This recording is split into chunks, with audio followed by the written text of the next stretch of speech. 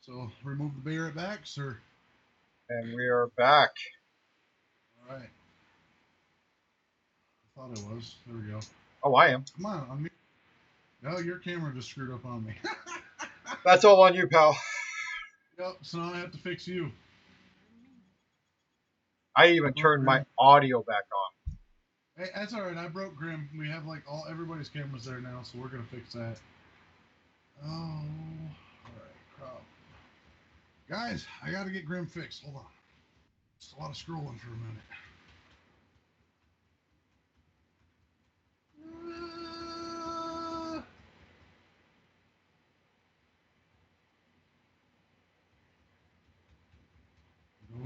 going.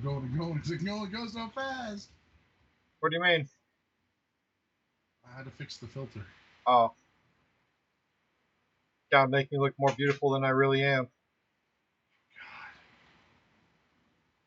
God. Oh, now you're tiny. Hey, no peeking. Oh my god. Sick fuck. Alright, Grim is fixed. We're here. And Knight says, hi, Courtney. Mrs. Holy, everybody. And we're going to let her kind of tell her story so you guys all know. And Knight says, I miss your face. You all would come back, you wouldn't miss it so much. Money says a lot. That is true. It will happen eventually, though. I promise that. Greedy corporate people. All right. So, guys, this is Mrs. Holy, my sister-in-law. This is who I will be doing the 24-hour charity stream for. This is who I will be doing to try and raise as much money as possible to help them out through their time. And at this moment, I'm going to toss it over to her and let her give you guys her story. I'm going to mute myself so I don't even interrupt because Yeah. this is about her right now. This is her 30 minutes to explain what she's going through and what everybody can do to help them. So, guys, I'm going to turn this over to her. I wouldn't mic your thingy-mabobber. I may need you to ask me questions because I may forget what I'm going to say. Well, if you need me to, I'm right there to ask. I'll unmute real quick. Yeah, and by the way, I only just met her finally. So. But yes, I'm muting my channel as well. With my voice, not with hers. How do I start? Okay. So I'm Mrs. Holy, the Mr. Holy significant other, the one that can get annoying sometimes. I am only 24 years old, and we've been married for almost 3 years. And 5 months ago in May, I was super sick one day. I was vomiting constantly. I couldn't keep anything down. My blood pressure was stroke level high. And so I go to the hospital. And so they thought I was just dehydrated, which was perfectly fine. They were going to keep me overnight to hydrate me. Ended up, I stayed in the hospital for 7 days and found out that my what's called your creatinine level was 3.6. And your creatinine level is pretty much the number of how your kidneys are functioning. Normal is from anywhere from 0.8 to 1.2, and mine was a 3.6. So that was pretty much the start of everything. And so after I got out of the hospital, I was referred to a nephrologist, my kidney doctor, and learned that I needed to have a kidney biopsy, which is where they stick pretty large needle, about this big, into your kidney while you're awake, lightly sedated under CT scan. And so we went through that, and it was maybe a month, not even a month later after I was sick for the first time. And so pretty much what happened is that it was a horrible experience, and I will never go back to that hospital. But I had passed out because my blood pressure had bottomed out. And after that, I could not pee by myself. So I told the nurses while I was still at the hospital in recovery that I couldn't pee. And they're like, oh, well, just push a lot of fluids and you'll be able to pee by the end of the night. So I was like, okay, whatever. So I go home, and then by 7 o'clock, I'm in the ER in my hometown, and they have to put in a catheter because I couldn't pee. I had no idea that was. So then I go, that was on a Wednesday, and I went to my kidney doctor that Friday, and they thought that I would be able to urinate by myself. So they took out the catheter. And by 5 o'clock that evening, I was back in the emergency room.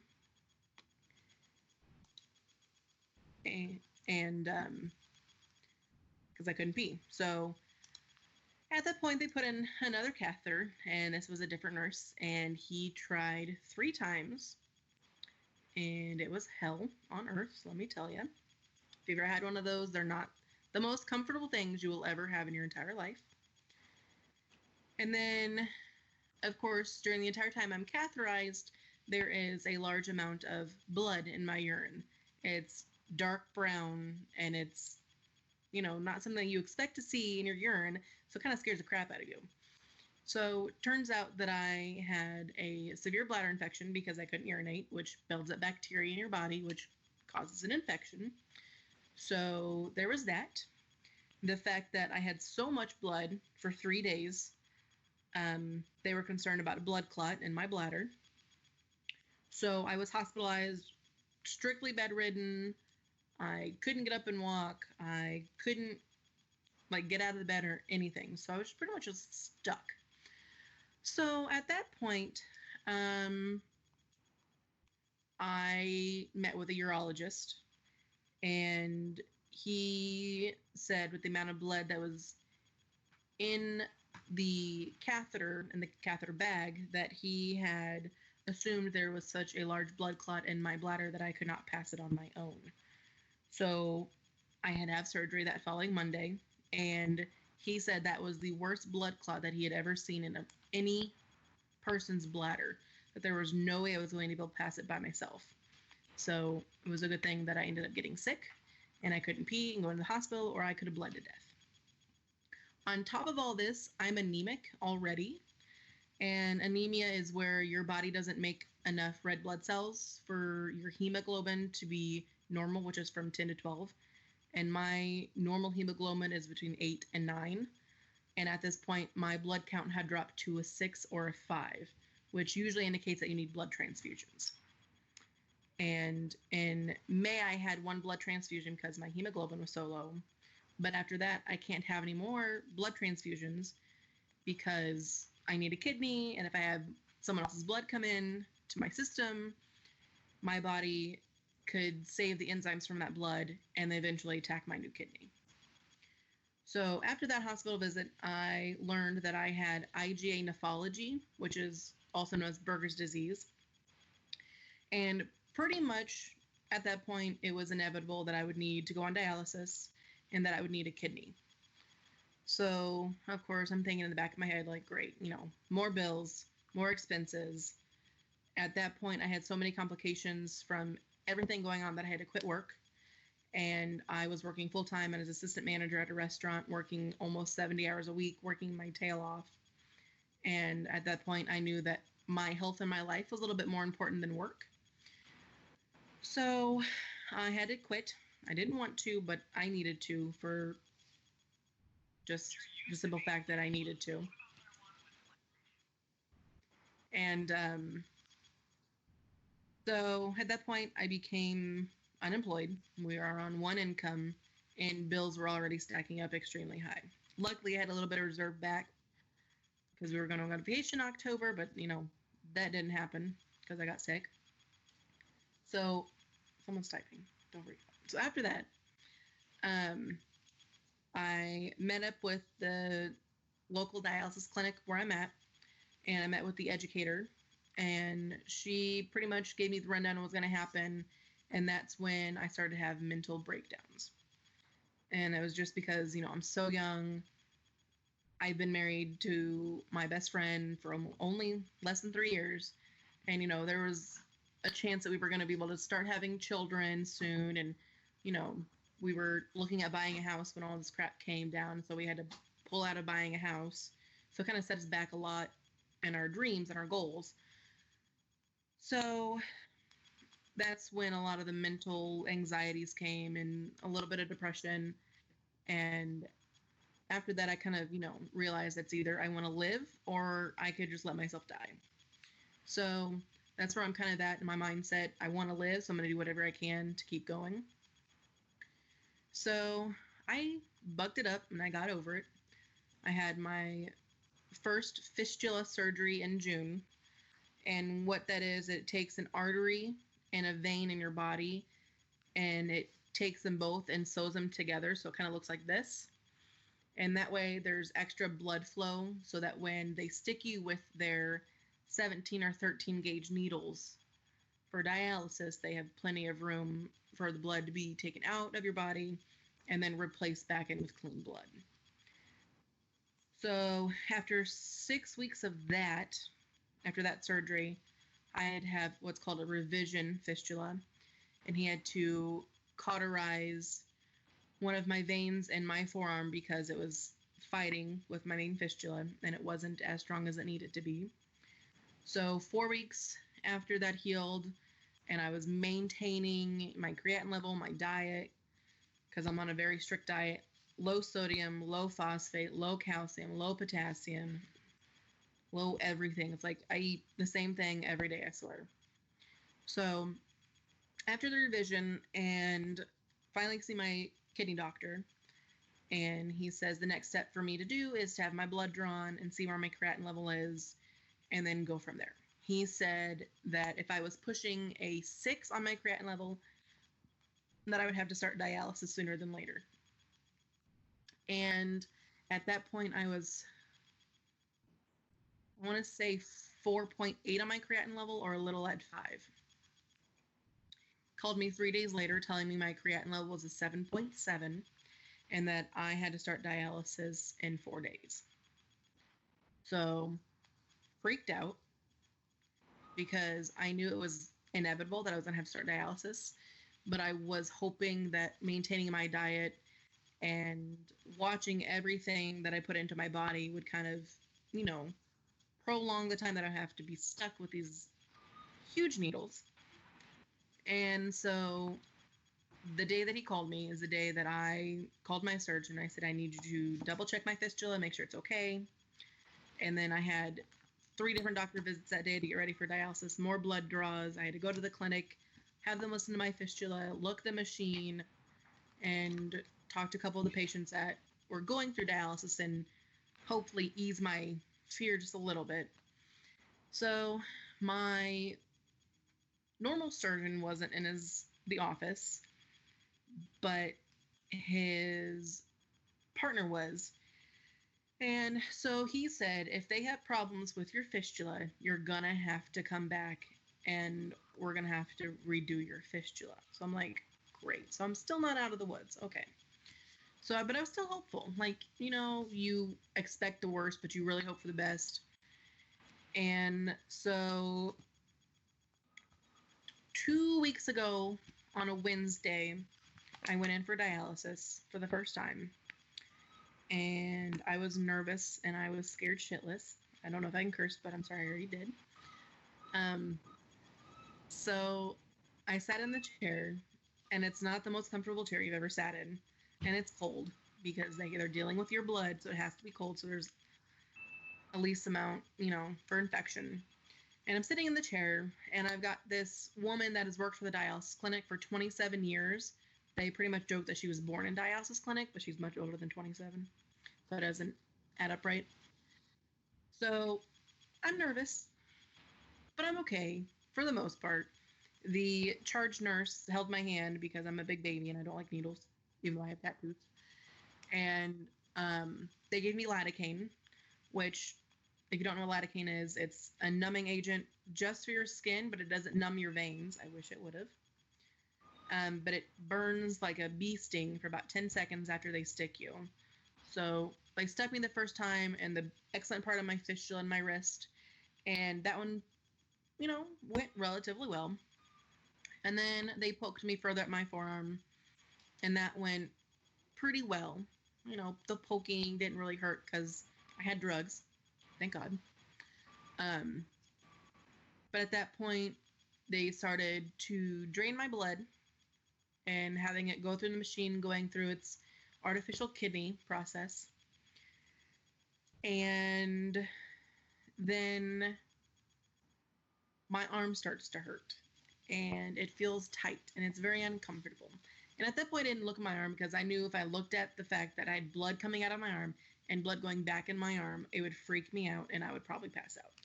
So I looked at the technician and I said, "Is my arm supposed to hurt?" And then she looked at it and then she noticed that my arms started blowing up like a big balloon. At that point, she had to turn off the machine and I pretty much lost some blood because they couldn't stick the blood back in if it's just going to absorb into my tissue and my muscle, which is a horrible. So they tried poking me again further at my arm. So that was 3 pokes with 17 gauge needles. And if you know what 17 gauge needles are, they're not the smallest things. Your normal IV in the hospital is a 20 gauge. And those are pretty small. So 17 are quite big. And so they stuck me for the 3rd time. Luckily, I had lidocaine, but it didn't help a whole lot this time because this poke was a lot different. She was poking in an area that was already, number one, inflamed, extremely painful, and I was technically bleeding internally into my arm when she poked me. So, of course, it's going to hurt. And she pushed saline in my IV or my needle arm, whatever you want to call it, fistula. And she kept getting the same results. It kept blowing up and blowing up and blowing up. Well, she didn't stop pushing saline the second that she realized that it wasn't working. So, of course, my arm turned out to look like Popeye the Sailor Man. I'm sure you all know his lovely commercial, but that's exactly what my forearm looked like. Like, that big. It was grotesque. So at that point, I looked at them and I said, "Are you going to poke me anymore? Because if you are, you're going to have to give me some kind of calming agent because I'm going to have a mental breakdown on you." Well, they said, "No, we're not going to poke you anymore, but you're not going to be able to get your treatment today." And I'm like, "Well, that's not really an option because I need to be dialysized." And they're like, "We know." So at that point, they called my surgeon, who is about 120 miles away, that comes down about 30 miles away in the next town for surgeries only on Thursdays.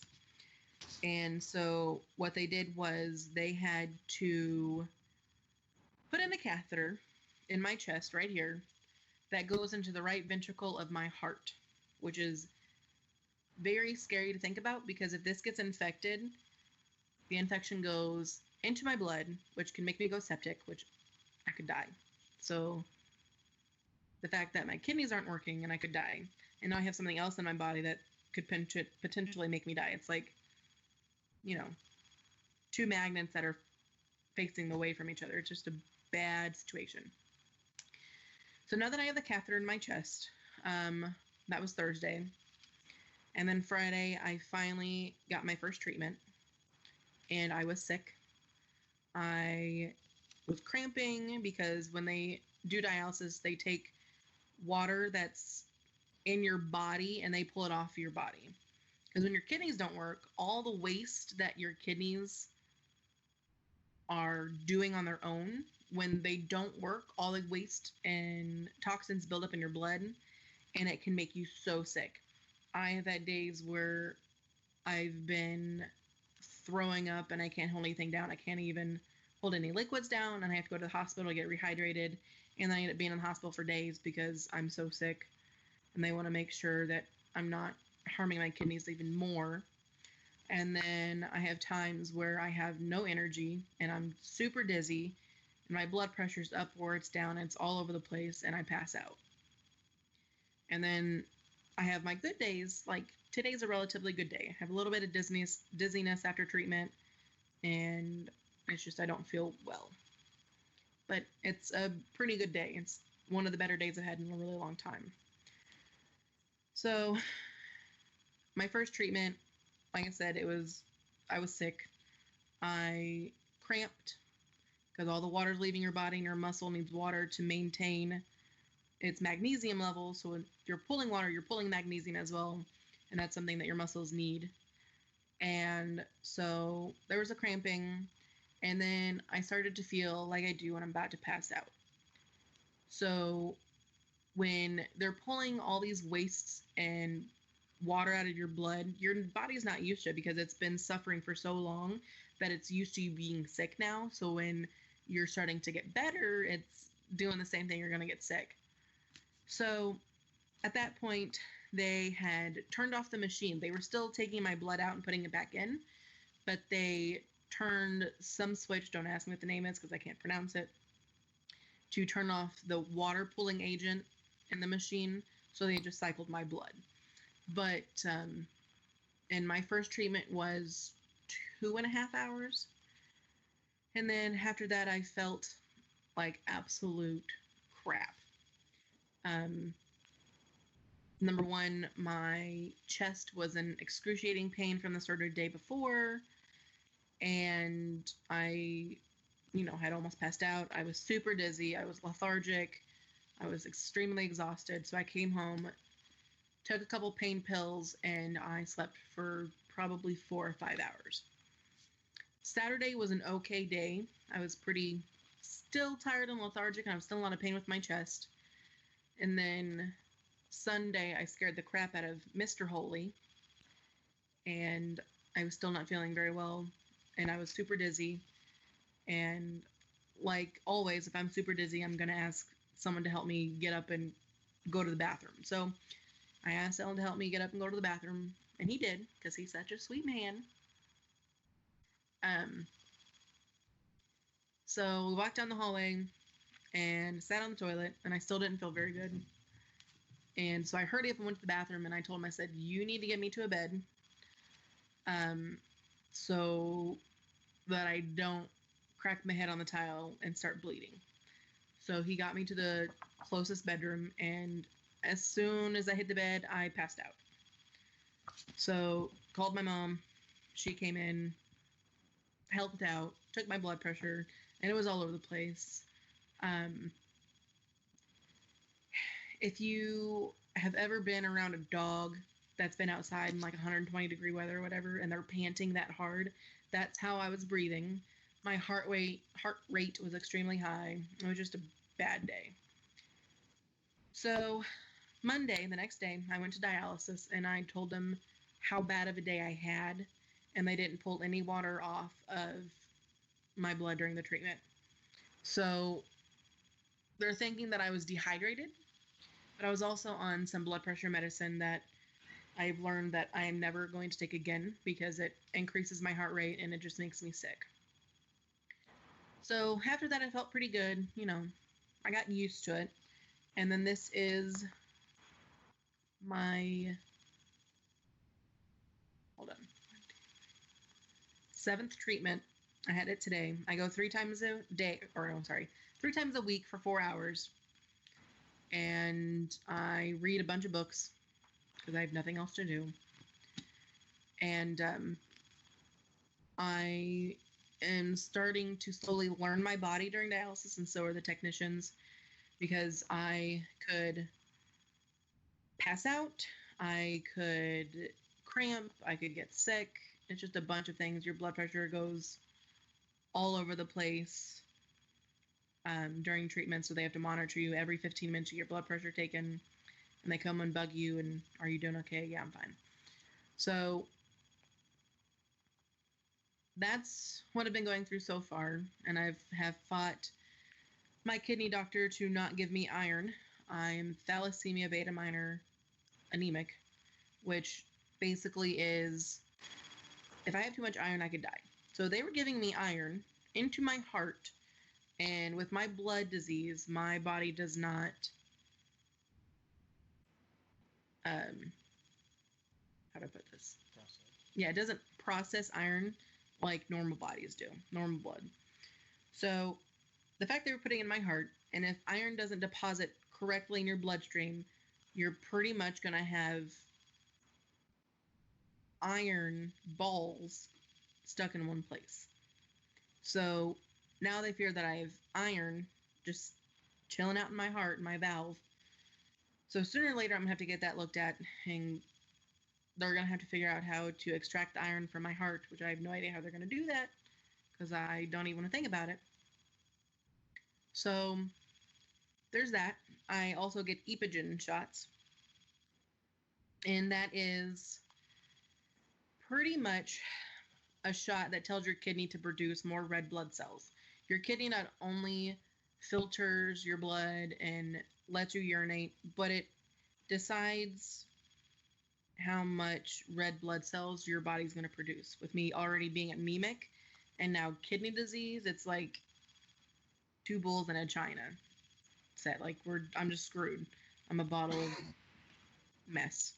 So I have epigen shots every single Friday, and it just depends on my blood levels. So that is to help my red blood cells improve. And then I also have another medicine that is for protein, because with my condition, protein is super important to keep you maintained and not let you get malnutrition. So I have that every single treatment, and it's okay. It's like cough syrup, but it's like you melt gummy worms down with an orange citrus aftertaste, and it's just thick, and you got to chase it. But they only give you ice, so you have to chew ice, which is not a really good chasing mechanism, but it works. But with all of this such stuff, a terrible description. I'm sorry. it's Oh. it's a very accurate description. I'm not gonna lie. Yeah, it's not. Let me tell you. Oh. But so now I'm waiting to hear back from KU Hospital to start the processes for my transplant. So what's going to happen with that is they're going to poke and prod me and scan me and poke and prod me and poke and prod and scan for 3 to 6 months. Over my entire body, they're going to check my heart. They're going to check all my organs. They're going to check my teeth. They're going to check anything in your body that could affect your kidneys to reject another kidney. So that doesn't come cheap. There's x-rays, CT scans, ultrasounds, and there's going to be several of them. So that's a lot of money that we're only on one income now, so it's So let me ask this then: the GoFundMe account that you set up, that was just your first hospital bill after insurance, correct? correct. So when everybody takes a look at that, they can see that that's just the first bill. That's not even a fraction of what you're about to incur. Well, it's not even a fraction of what I've already paid out either. I mean, that's just like the actual hospital bill, but like the physicians and all the testing stuff, I've already had to pay for out of pocket. So, and I've probably done $4,000 out of pocket just on testing. So with that $5,000, that's pretty much 10 grand just in 1 week that I've had to pay for. So Not even a fraction. It's No. not even a decimal of what you're about to incur for everything. No, not even close. Especially with KU being a transplant hospital, they're a little pricey. When I spoke to my insurance agency, for the transplant alone, just the surgery so I can receive someone's kidney, is $70,000. That doesn't include any of the testing that's the previous 3 to 6 months, or any of the doctors, or the medication that I have to take, the anti-rejection medicine that I'll be on for the rest of my life. And with me being so young, I'm gonna have to go through this at least one more time in my life, probably more than once, probably a couple times. Because when you receive a new kidney, your new kidney, if you treat it right and do everything perfect, is only good for 5 to 7 years. And I'm only 24. And I'd like to live for a really long time if I can. So you could have to go through this 3 to 4 more times. Yeah. I might be stealing someone's kidneys on the black market or something. But, so, yeah. Well, guys, this is why tonight I do my 24-hour stream. It isn't much, but I'm going to do what I can to help. You've heard her story. You've heard what they're going to go through. We don't even know what what we can do on our part, but I'm going to do my best to help you guys. It's as Holy has said, you know, he's almost had a nervous breakdown many times. Holy, I'm always going to be here for you guys. You guys are my family. Don't ever worry about that. But I know between myself, I know Grim, I mean, we're going to do whatever is possible to help you guys through this. Yeah. I have been posting this to our Facebook pages. We have a website that we posted this on our website. We're going to be putting it on our Twitter pages, so we'll be getting this out there as much as we can ourselves. Tomorrow, I'm actually going to be calling some people I do know who might be able to, look at this and be able to get their friends to maybe help. We'll see, but we're going to try to do as much as we can here. And if anybody does want to donate or help, the GoFundMe link is located in my panels.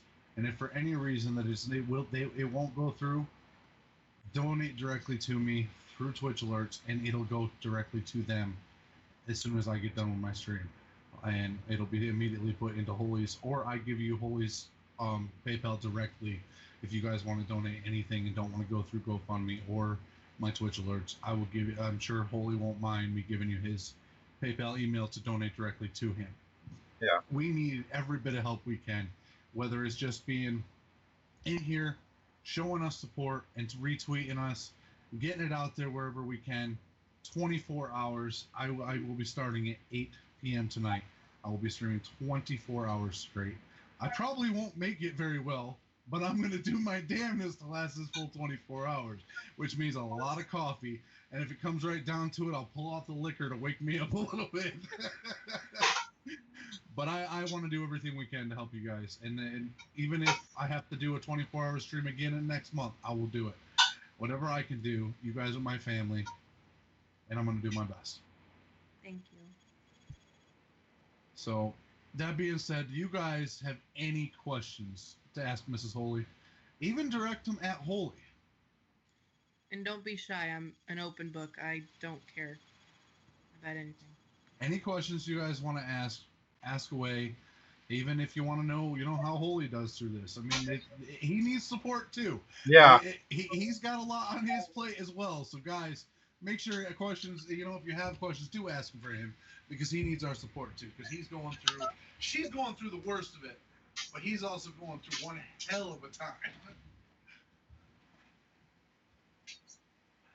No, we're not telling her your plan, Night. No. She said redneck kidney transplant. Hey, black market, pretty sketchy, like but if I can find someone who can cut me. I'm not sure I feel comfortable with you and him cutting. That's what I said. No, we ain't telling you the plan. If you're gonna watch YouTube videos on how to do surgery, I'm gonna die, and so are you, honey. Just saying. But guys, yes, we need every bit of help we can, whether it be just retweeting for us, getting people in here. We got game giveaways for every hour of the next 24 hours. There's at least one giveaway per hour. Got a couple others slipped in there too that we'll be doing. We're going to do everything we can to try and help them with as much as we can. A dollar helps. A dollar helps. Trust me. Yeah. Hey, I'm going to be sending you a couple of games through Steam, the codes and everything, so you can give those away as well. I appreciate that. See, I mean, that's whatever we can do to support you guys. This is what we're going to do.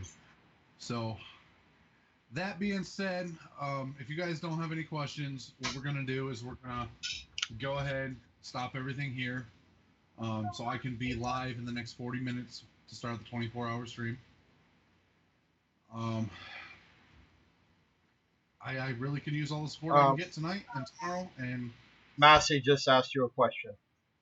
What would you do if I turned up at the airport and Holy picked me up?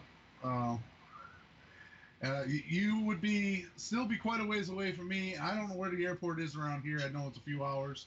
So you go turn up at an airport. I'm sure someone will find you, but it won't be me. As Holy is about 14 hours some direction. I don't know right now, and I really don't know where the East. airport is. East, yeah, the east. There you go. East. Well, 14 hours east, I guess. 14 hours east? Maybe I'm east. I don't know. Yeah, you're east of her. She's west of you. No, I don't know. I don't remember. I can't remember. I'd have to look it up. But I know they're 14 hours in a direction. They're that away. Yeah, that way. Knight says, it's okay. I'm on the 11th season of Grey's Anatomy. I'm pretty much a surgeon. I'll walk you guys through it. You better give me some damn good drugs. Hey, look, I have some capabilities of field surgery. You know, so combat field medic type. You know, I can help you a little bit there. So if she gets combative, I can help. Just know, we're all here for you. You got support in some ways, but if you need any of us, and all you got to do is toss one of us a message at any time. We'll talk. Oh yeah, and that's Just know that. same goes for me. You can, you know, you guys need to talk, and you don't want to talk to Crit because you know he's Crit. You can talk to So I me. can throw something to you right now, Grim. I know you guys are going through hell, especially from our talking to Holy and you know, Yeah. with everything. I know you guys are going through hell, but eventually it'll get better. It'll get better. It will. I have no option. It better get better. That's all I gotta say. Yeah, well, you know. And like Crit said, he'll be starting here at 8 o'clock. So if you guys come back, hit his channel up. You know, show him the support. Go to the GoFundMe, check it out. And, you know, if you don't want to go through the GoFundMe, Crit said he'll get you Holy's email for. If you don't want to go through the GoFundMe, I'll get you Holy's direct PayPal email, or you can go directly through my Twitch alerts, and I will get it to Holy when I'm done with the 24-hour stream. I mean, crap. If I have to take a screenshot of me pressing the send button, I will. I have no problems doing it. I just this is about my brother and my sister-in-law. This isn't about me. Of course, links are popping up left and right now. We've already had the GoFundMe link come through once, and now Yeah. it's reminding people about the giveaways right now. So my bot's working. Hold on, I'm gonna do this one. Bam. Look at that. Bam. I got that on my copy paste. Sorry. I've already started putting. I started putting it in my other two channels as well. So. Well, that's awesome. I mean, that gives you guys the direct link to the GoFundMe, so you guys can check it out. Read her story from there. I know she said Holy had said she tried to do an update and GoFundMe was being dumb. So. Yeah. I still. If for any reason nothing will go through GoFundMe, we do have other options to help them out. But my donation goal is gone for the next 24 hours. It is about them and them only. So anything we can do, whether it just be a tweet, any support right now is better than none at all. Yep. So guys, with that being said, I'm going to thank every one of you for being here at the show tonight, listening to Mrs. Holy's story. I will be back here within 40 minutes. I got to get, dinner and refill drink and bathroom trip and all that stuff. And I'll be back here by 8 o'clock. Look, you're getting a catheter, all right, pal?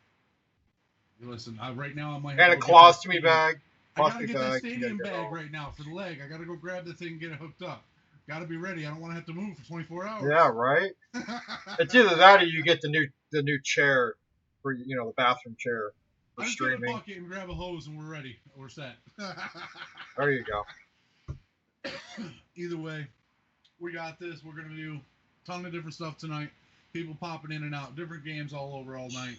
Like I said, a game every hour, at least one game per hour with a few extras in there somewhere. Guys, stop in, hang out, have a little bit of fun. Cork. If I could cork it, I don't know. Oh my God. Well, we might have some major issues going on with that one. When the pressure builds up, somebody's dying. Thanks for guys for being here to listen to her story tonight. And I look forward to seeing each and every one of you in the stream over the next 24 hours. And yes, sir. We'll see everybody soon. See you later, Miss Holly. Bye. All right. Drew, And go ahead and say your line. yeah. And like I always say, friends don't let friends game alone. Peace. All right. I'm down.